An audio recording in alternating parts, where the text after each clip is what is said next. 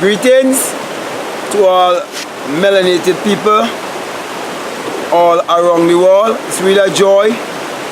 It's really a blessing being out here in nature, enjoying nature and thinking positively about all people all around the world.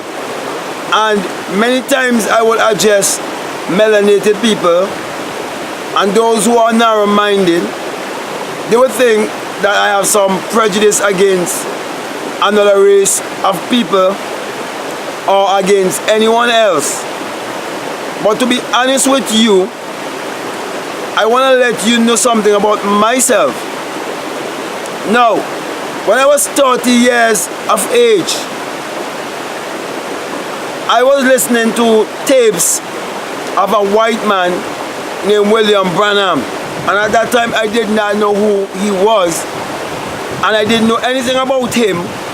But these tapes were left in the post office where I was working for over 3 years, and no one had came to claim them.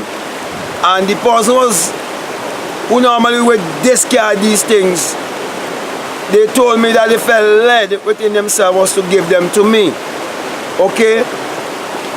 And after I started listening to him, I had an experience. And the experience I would have experienced is that the very halo that was photographed above his head, it came to me in a dream. And it became also a pillar of fire. And the voice began to speak to me, and the earthquake and all of that.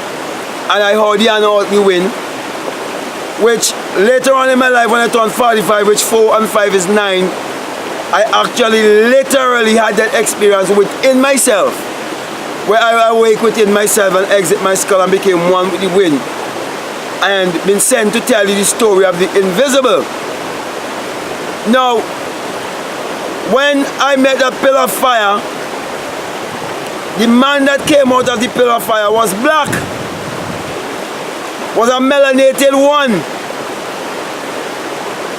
and he was just in a almost like a multicolor or rainbow kind of dashiki like. It's like more like a dashiki. That's what they call these things like coat like. Okay? And after I become more awakened and enlightened, I realized that I have to take a message to melanated people. That's the reason why I always address melanated people. But I come to realize also that there's one universal consciousness, and also there's your lower self and your higher self. Okay, so let me make that quite straight and plain to those who would have any kind of negative comment to make towards me and thinking that I am focused on race and such, you know, low vibration. Okay, I am not on that level. Now, with that being said, I want to speak to you concerning money and how the Bible speaks about money answereth all things. Yet the very Bible tells you that the love of money is the root of all evil. And many melanated people use this specific one to hide behind their tomb, their religious tomb, to hide behind the tomb of poverty and lack and want, because they hold to a historical being called Jesus Christ,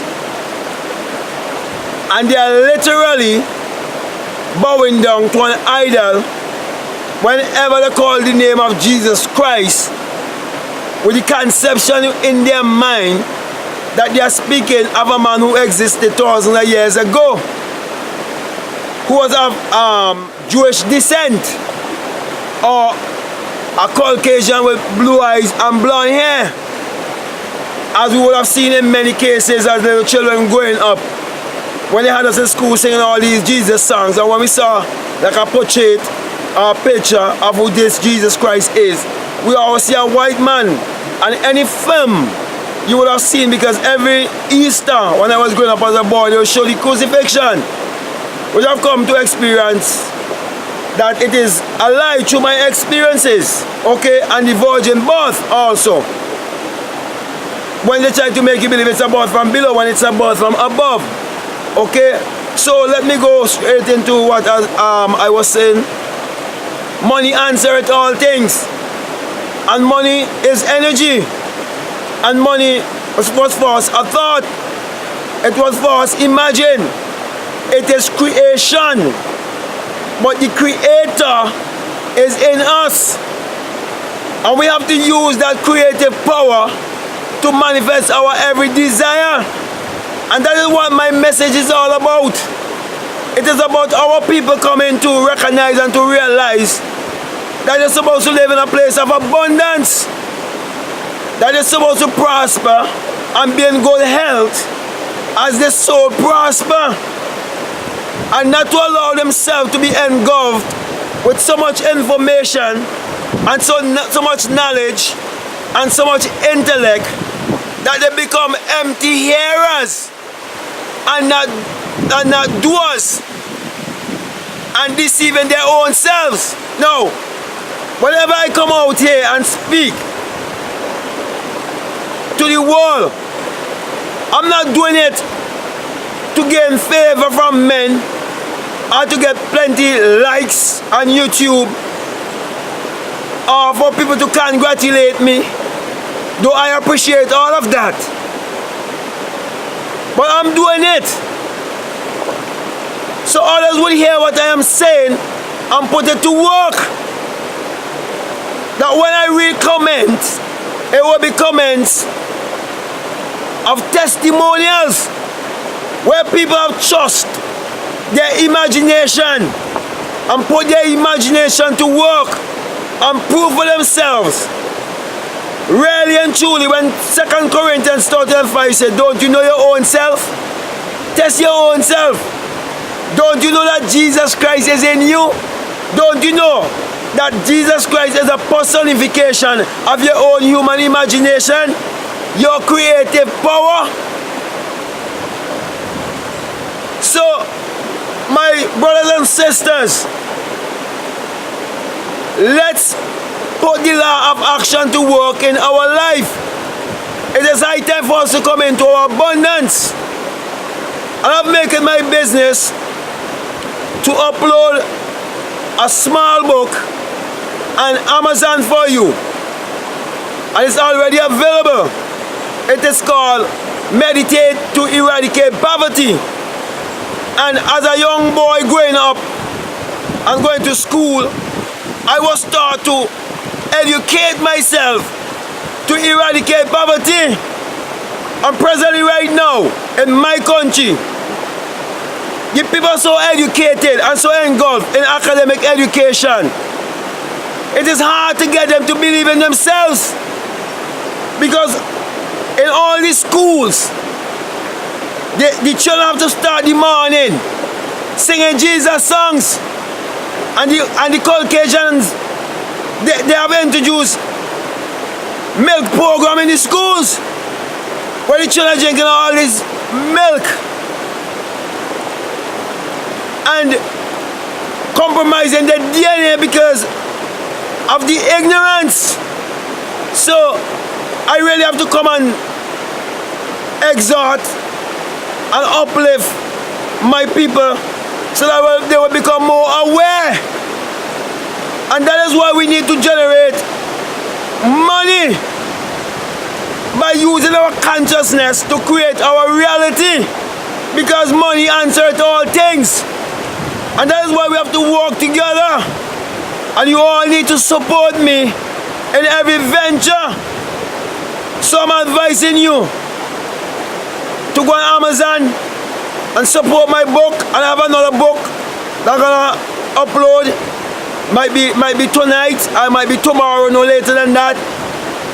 It is called How to Open the Floodgate of Your Abundance, where I took Malachi 3 and explain to you and break it down the entire chapter What is really speaking about when he said that I will open the windows of heaven and pour you out a blessing? That we will not have room enough. And to see how much our people are under cost. Going to church on Saturday and Sunday and giving the pastors and the televangelists tithes and offering with the wrong understanding and knowledge of who they are and who is God in them. Okay, so with that being said, I wanna make this video short. I don't wanna go beyond 10 minutes. So it's already 10 minutes and 33 seconds. So I wanna thank you very much. I wanna give you the sign as usual. The sign of the one eye. The sign of the rising sun. And in Matthew 6:22 it tells you if your eye be single, your whole body would be full of light. With that being said, I wanna say peace, love you, and get to work and support your brothers and your sisters so that we can stand together as a people in strength and in unity and be the true Israel, which means to rule as God, because we are the true Hebrew people. Peace. I'm out.